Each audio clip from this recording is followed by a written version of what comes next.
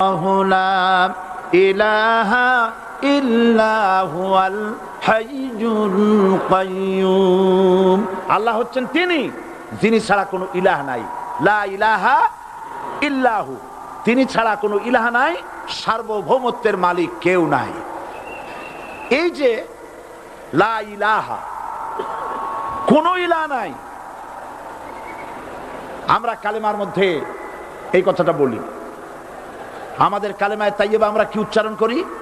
লা ইলাহা ইল্লাল্লাহু মুহাম্মাদুর রাসূলুল্লাহ।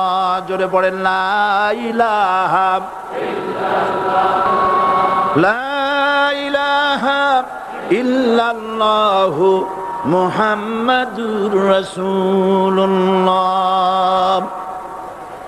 লা ইলাহা, কোনো ইলাহ নাই। এই দাওয়াত দিয়েছেন দুনিয়ার সমস্ত পয়গম্বর। এটা কি শুধু রাসূলুল্লাহর দাওয়াত ছিল? সমস্ত নবীদের স্লোগান ছিল একটা। সমস্ত নবীদের স্লোগান ছিল কয়টা? সবাই বলুন, কি সেই স্লোগান? লা ইলাহা ইল্লাল্লাহ। কোরআন শরীফের ভিতরে ইলাহ শব্দ 147 বার এসেছে। লা ইলাহার অর্থ যদি এই হয়, কোনো উপাস্য নাই আল্লাহ ছাড়া, কোনো মাবুদ নাই আল্লাহ ছাড়া, মুহাম্মদ সাল্লাল্লাহু আলাইহি ওয়াসাল্লাম আল্লাহর প্রেরিত রাসূল, তাহলে তো এত ঝঞ্ঝাট হওয়ার কথা ছিল না। আপনারা বলেন, নবীরা যখনই এই দাওয়াত দিয়েছেন লা ইলাহা ইল্লাল্লাহ, তখন সংঘর্ষ হয়েছে কিনা? হয়েছে কিনা? বাধা আসছে কিনা? তাহলে এই কথাটা কি যার কারণে এরকমের বাধা আসে? লা ইলাহা ইল্লাল্লাহ, এর চাইতে বিপ্লবাত্মক, এর চাইতে রিভলিউশন সৃষ্টিকারী কথা আল্লাহর আকাশের নিচে জমিনের উপরে আর একটাও হতে পারে না। লা ইলাহা ইল্লাল্লাহ। ইলাহ শব্দের অর্থ শুধু উপাস্য আর মাবুদ নয়। ইলাহ শব্দের অর্থ হচ্ছে আইনদাতা, ইলাহ শব্দের অর্থ হচ্ছে শাসনকর্তা, ইলাহ শব্দের অর্থ হচ্ছে বিধানদাতা।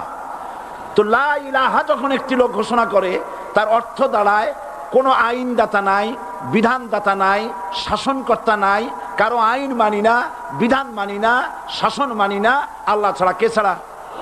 আল্লাহ ছাড়া। এই কালেমার দাওয়াত যখন পয়গম্বরেরা দিয়েছেন, তখন 3 শ্রেণীর লোকেরা বাধা দিয়েছে। বলেন কয় শ্রেণী? সবাই বলেন।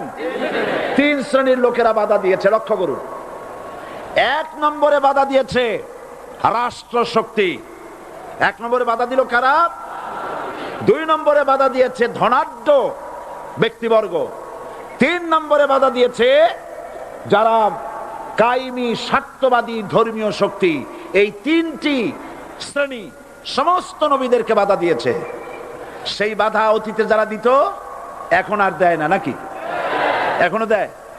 দেখুন, এই কালেমার দাওয়াত হযরতে মূসা আলাইহিস সালামকে যেদিন আল্লাহ পাক প্রথম ওহী দিলেন, এই দাওয়াত শুধু রাসূল দেন নাই, আল্লাহ পাক বলছেন প্রত্যেক নবী তার জাতিকে এই দাওয়াত দিয়েছেন। কি?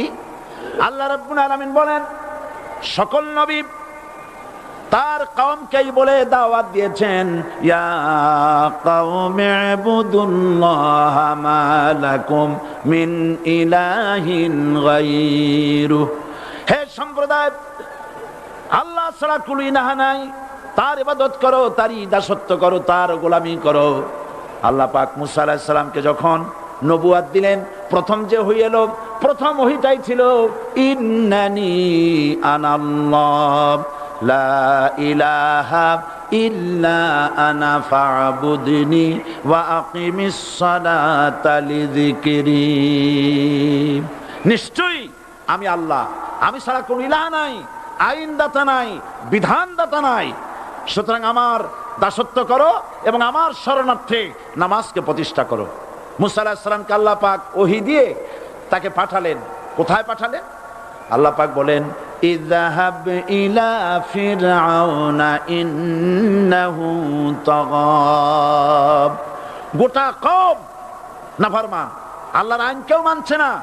গোটা কওমের কাছে না পাঠাইয়া আল্লাহ পাক সর্বপ্রথম মূসা আলাইহিস সালামকে দাওয়াত নিয়ে কার কাছে পাঠালেন?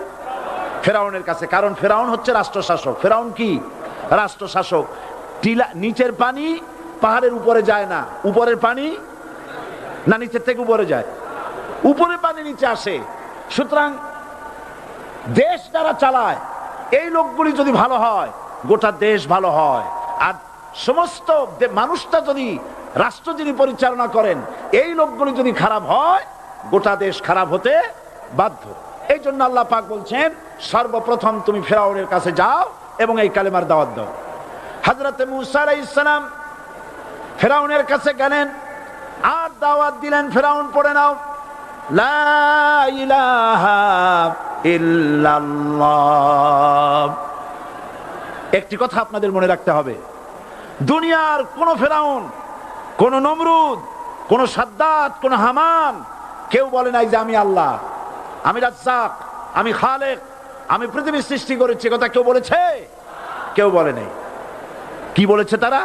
ফেরাউন বলেছে মা আলিমতু লাকুম মিন ইলাহিন গায়রি, আমি তো জানি না আমি ছাড়া আরো কোনো ইলাহ আছে, এ কথা আমার জানা নাই, সুতরাং আমি হচ্ছি ইলাহ আর তুমি বলছো লা ইলাহা।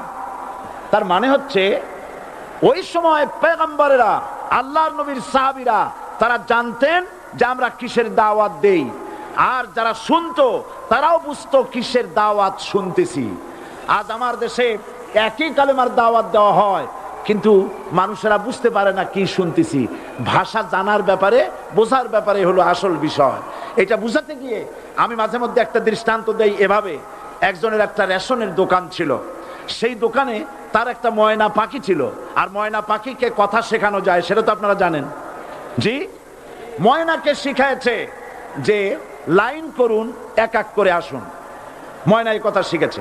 সকালবেলায় যখন রেশনের দোকানে ভিড় পড়ে গেছে তখন ওই পাখি খাঁচার মধ্যে বসে বলছে লাইন করুন, এক এক করে আসুন। একদিন খাঁচার দরজা খোলা পেয়ে পাখি উড়ে গিয়ে গাছের ডালে বসেছে। আশেপাশে যত পাখি ছিল তারা চিন্তা করলো এই রকমের পাখি তো কখনো দেখি নেই। ময়না তো দেখতে কাকের মতো না, শালিকের মতো না, দেখতে একটা ভিন্ন রকম। ওরা এসে চতুর্দিক থেকে এই নবান্ত, এই যে নতুন এসেছে, ওরে ঠোকরানো শুরু করেছে চতুর্দিক থেকে। ঠোকরানি খেয়ে ময়না বলতেছে লাইন করুন, এক এক করে আসুন। এখন ময়না তো বোঝে না যে কি বলতেছি,